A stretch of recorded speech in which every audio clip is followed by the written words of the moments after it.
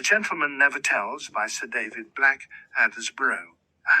Forward, humps. Snow truck is indeed rather a shy creature.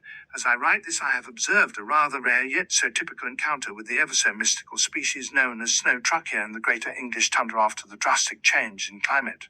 The snow truck is so timid by its nature it can be seen only where no people are about, and thus need no clearing from the snow. Scrub the truck, most importantly the king of apes, either Sir Earl David Addersborough here been able to survive due to having gained the trust of local animals at the zoo.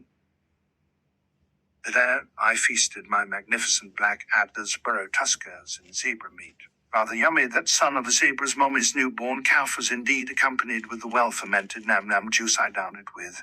I grilled the umbilical cord like it was Octopussy herself. It absolutely melted on my palate. I desalivate over what will I have for supper. Once whilst I visited the Florida man in his natural habitat, I eyed as about knee-high ankle-biter of a son went ambushing an alligator in the swamps of the land of the bog, or Suomi, as the locals have dubbed their underdog of a country. As I was saying, as he fell off and almost got eaten himself and jumped straight back on with such fervor and dexterous determined mojo of a sisu that he emitted a guttural growl per kalahir here. Lucky the swamp peoples of Suomi have required every plumber and alligator pro wrestler to pass a compulsory Swedish exam. Otherwise, an absolutely brilliant astrophysicist simply cannot graduate. This is a story of such an ungraduated slob of a bob. Without further ado, A Gentleman Never Tells by Sir David Black, Addersborough, a free pack of Marlborough Jamaican Special Edition Greens recording of an audiobook sponsored by Marlborough Very Own Thick Cubans. Cheek butt me up, buddy, but my fingertips up at once, you bloody Yankee. Don't be a chump. Buy a pack of majestic, almost extinct redwood for chump change. At least it makes me feel like I am God partaking in genocide of an entire species like the alpha male I am. A Gentleman Never Tells by Sir David Black, Addersborough. Chapter 1. I was once a witness to a mating ritual I cannot forget. So let me tell you literally all there about it. You don't even need to be literate, just hear my soothing voice designed to fool any bonobo, a pygmy chimpanzee if you will, the great endangered great ape, into a false sense of security from my trumping hands that had nothing small about them. You see, what unfolded exactly was that I had this massive problem of an airing swelling member, as I was hairier than most of the lesser apes and chimpanzees all put together. If you'd ask them gather up all furries and holies meat. I dare to reckon you, my dear reader, are capable of such simple arithmetics as to add 2 and 2 together.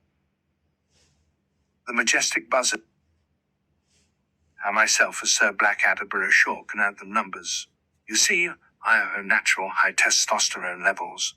That's why I prefer to winter in the jungle, despite sometimes being spotted by paparazzis perched trapping my droppings off a tree branch in order to show the creation Sir Black Addersborough. Now that we got into this topic of Sir Droppings, I recall once having heard Bob Dylan remark to his band after he had just performed Blowing in the Wind, that cauliflower gives him the toots. I dare say, poor fellow. Yours sincerely, Sir David Black, Addersborough in Van Helsing Anno Domini 2023 Deus Ex Machina, if you pardon my French or whatnot. But let's get back my hair-brained focus back on the chapter of my book. My dear reader, I hope you can comprehend the utter imbalance of udder equality. You see, some boys are just drowned in excessive knowledge of the female genus, whereas others are educated in classic Latin-speaking all boys schools, left wondering do women take of their bossomy things when they remove their brass. Like what I mean is our bossomy knockers detachable. They must be right, or why else would there be brass stores where women can buy their brass till their bossomy heart's content, as I have never dared to venture a peep into one of those stores. Far be it from me to be pervy, but I have not been able to otherwise grasp how at some days women have different shaped breasts, some days more pointier than other days. Not that I have looked, but according to this chart I made, the breasts of Mrs. must be subject to some sort of variation in shape.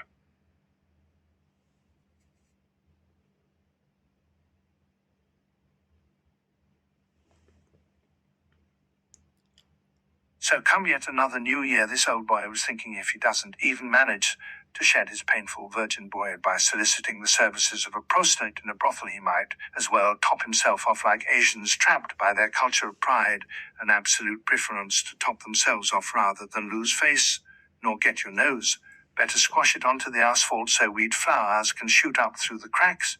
He didn't actually plan to top himself off. The old puntering geezer pottered, pondering on the thought about using this as an excuse to pay for coice, incorporated into one if ever so briefly. To be an absolute beast of Tusker carrying man about it, our four-eared young rather too skinny hick of a student at Addersborough tried to find a postal bride. It all went well, till he stumbled across another Asian lass, and the best thing about her was that she was already here, so she needn't be ordered. You see, extraordinary academic scholarly achievement goes hand in hand with deep-rooted stinginess of Einstein proportions. And she came to him practically handing out her phone number, saying, "If you are interested in language exchange, here's my number, call me maybe." Chapter 2. Do click